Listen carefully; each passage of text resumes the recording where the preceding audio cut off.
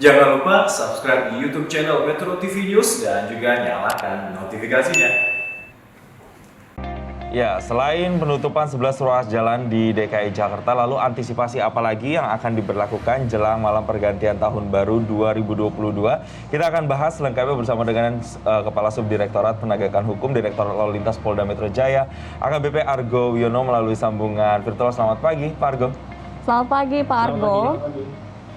Terima kasih Pak Argo sudah bergabung bersama kami. Selamat pagi Indonesia. Aturan untuk pelarangan konvoi ini bukan hanya terjadi tahun ini, tahun lalu juga ada pelarangan konvoi. Berarti masyarakat seharusnya sudah biasa ya dengan aturan ini. Apakah akan ada dikenakan sanksi untuk mereka yang melanggar atau hanya sekedar imbauan, Pak Argo? Iya, jadi kita akan kedepankan himbauan atau teguran. Itulah gunanya penutupan kawasan ini. Jadi pada saat nanti ada masyarakat yang memaksa, itu bisa kita lakukan tindakan pemutarbalikan. Jadi masih sama seperti dengan tahun lalu. Mungkin kalau tahun lalu fokusnya hanya sepanjang Sudirman Tamrin, untuk tahun ini kita perbanyak dan perluas. Memang lokasi-lokasi yang sudah kita profiling bahwa lokasi tersebut akan digunakan sebagai tempat-tempat perayaan pergantian tahun. Demikian. Pak Argo, bagaimana dengan sosialisasi terkait dengan penutupan 11 ruas jalan di DKI Jakarta ini sendiri, Pak? Ya, kemarin Bapak Direktur bersama-sama dengan stakeholder terkait dari Kadisub, dari Satpol PP, dari ASOP TNI sudah melakukan press release tentunya, dan kita juga sudah menyebarkan melalui media sosial, dari Twitter TMC dan sebagainya.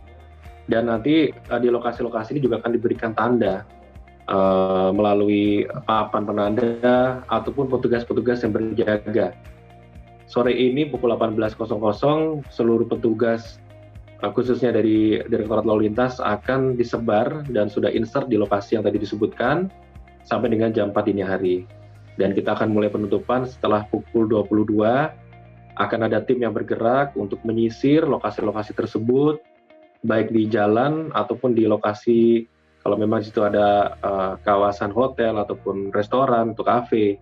Dan setelahnya kita harapkan 1 jam dari pukul 22, pukul 23.00 sudah dapat jalan-jalan tersebut sudah betul-betul sepi dan berjalan crowd free night sampai dengan 4 dini hari. Demikian. Baik, lalu kemudian tadi juga disebutkan bahwa kafe-kafe dan juga restoran ini sebetulnya tidak ada aturan untuk ditutup, masih berjalan seperti biasa namun ada kapasitas 50%. Lalu bagaimana langkah-langkah yang akan dilakukan oleh Korlantas Polri jika ditemukan ada kerumunan-kerumunan, apa yang akan ditindak atau sanksi apa yang akan dilakukan? Iya, tentunya dalam tim gabungan ini kan ada petugas dari Satpol PP, dari Dinas Pariwisata yang tentunya akan dapat memberikan tindakan baik administratif ataupun tindakan represif lainnya.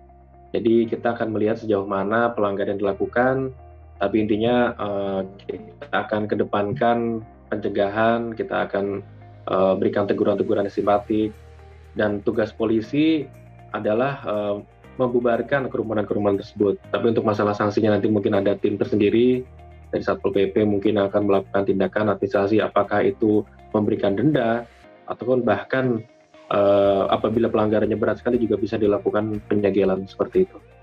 Baik, artinya pengawasan tidak hanya dilakukan di 11 ruas jalan yang ditutup di DKI Jakarta, tapi juga tempat-tempat yang memunculkan keramaian ini juga harus diawasi dengan seksama. Pak Argo, selain malam tahun baru, tapi yang juga harus diantisipasi adalah terkait dengan arus balik libur Natal dan Tahun Baru. Nah, antisipasi yang dilakukan oleh teman-teman atau Satuan Ditlantas Polda Metro Jaya ini seperti apa terkait dengan arus balik? Iya, saat ini memang kita masih fokus untuk arus yang berangkatnya ya. Ada 3 pospam yang dibuat di kilometer 10, kilometer 19, di kilometer 29. Nah, kebalikannya nanti hari Minggu mungkin dari mulai Minggu pagi sudah kita insert atau mungkin bahkan dari Sabtu ya akan kita insert untuk lokasi yang berlawanan, jadi yang mengarah masuk ke dalam Jakarta. Ada pospam-pospam juga untuk memantau bagaimana pergerakan mobilitas masyarakat yang akan memasuki wilayah Jakarta.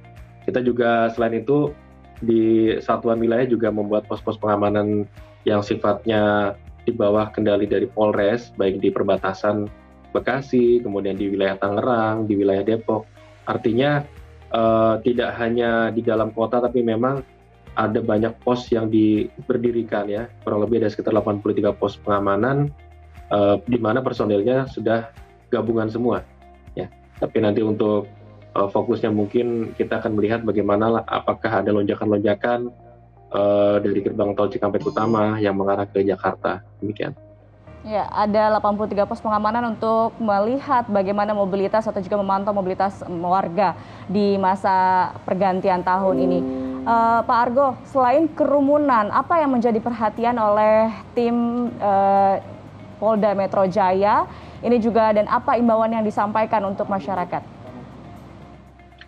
Ya, sebetulnya kita yang khawatirkan adalah masyarakat yang melakukan perayaan di rumahnya. Nah, ini kita harapkan juga kerjasama dari RT, RW ya. Kita semuanya berfokus di lokasi-lokasi usaha, restoran, hotel, kafe, dan memang jalan-jalan tempat-tempat publik. Tapi misalnya di rumah, masyarakat yang tadi ada juga mungkin yang menyalakan petasan, kembang api yang tidak termonitor, ini tentunya juga harus menjadi antisipasi dan jangan sampai hal itu terjadi. Jadi kesadaran diri dari masyarakat tentunya kita harapkan, dan kerjasama dari kelompok-kelompok Babin Kaptipmas atau unsur-unsur yang ada di perumahan-perumahan atau di lingkungan komplek ini juga menjadi hal yang harus diutamakan, tidak hanya di tempat-tempat keramaian seperti yang tadi disebutkan 11 kawasan. Demikian. Baik, artinya mengimbau masyarakat untuk kemudian bisa melakukan kegiatan di malam pergantian tahun baru lebih baik di rumah saja kalau tidak ada kepentingan mendesak, untuk tidak melakukan mobilitas agar tidak terjadi kerumunan. Dan sekali lagi diingatkan kepada masyarakat, ada 11 ruas jalan di DKI Jakarta yang akan ditutup nanti malam mulai per jam 10 malam hingga pemberlakuannya sampai dengan tahun baru nanti. Terima kasih Pak Argo Yuwono telah berbagi bersama kami di Selamat Pagi Indonesia.